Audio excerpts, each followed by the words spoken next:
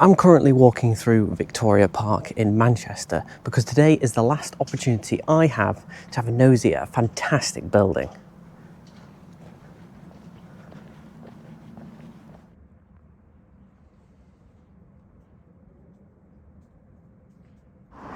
And here it is, Victoria Baths. Opened in 1906 at the cost of £59,144, that's over £6 million in today's money, and designed by the city architect Henry Price, the city surveyor T.D. Corsey Mead, and his assistant Arthur Davies. The grand opening took place in September of 1906, led by the then Lord Mayor of Manchester, who described the place as a water palace, and even from the outside, it's clear to see why. With a fantastic brick and terracotta facade, details in every corner, gable ends, and a gorgeous cupola, and so much more.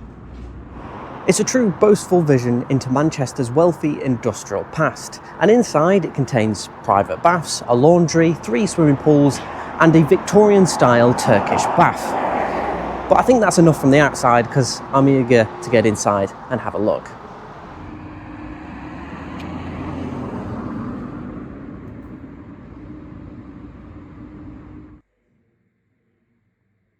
The building is rich with history.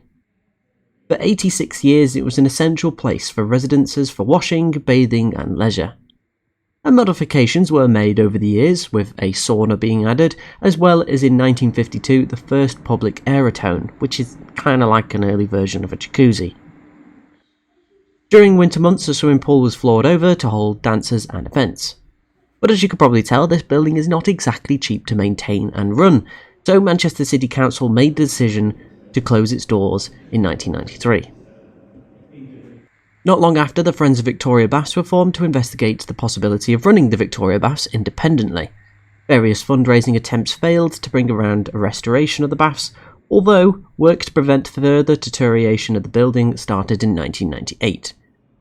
And in September 2003, the baths won funding from the Heritage Lottery Fund via the BBC Restoration Programme, with the Victorian Baths chosen by the public phone to win.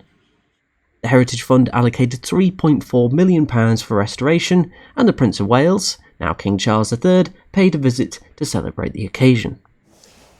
It was intended that the money would be spent on refurbishing the Turkish baths for around 2006, with other parts of the building following later at the cost of £15 to £20 million.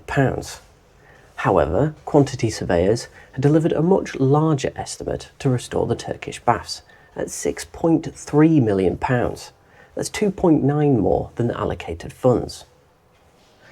Not a fun situation to be in, and of course the Heritage Fund asked for further details before handing over the cash, which was eventually received and approved in September of 2005. In September 2006, as part of a number of events to mark the centenary of the building's opening, the Gala pool was filled for the first time in 13 years. And on the 19th of March 2007, the first structural works began and completed in September of 2008. And ever since, work has been continually ongoing, and this space has been used for many events over the years, with boiler room sets, concerts, music videos, filming locations, the whole lot really.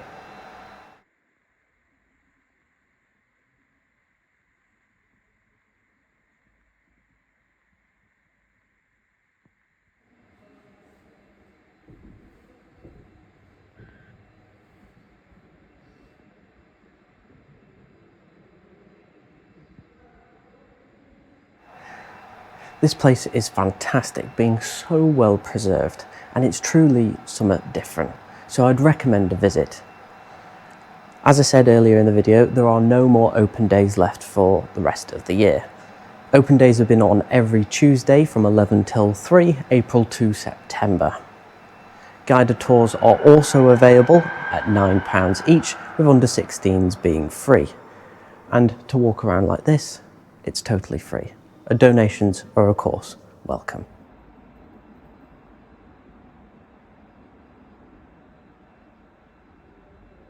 Events are also on all throughout the year, and I'll leave a link down below to the website where you can see all the events and everything that's happening here at Victoria Baths. But that's pretty much it from me. I hope you've enjoyed this video, something different.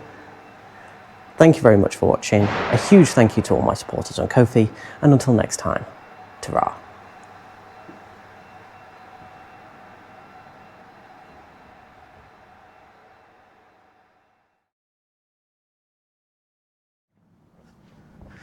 I'm calling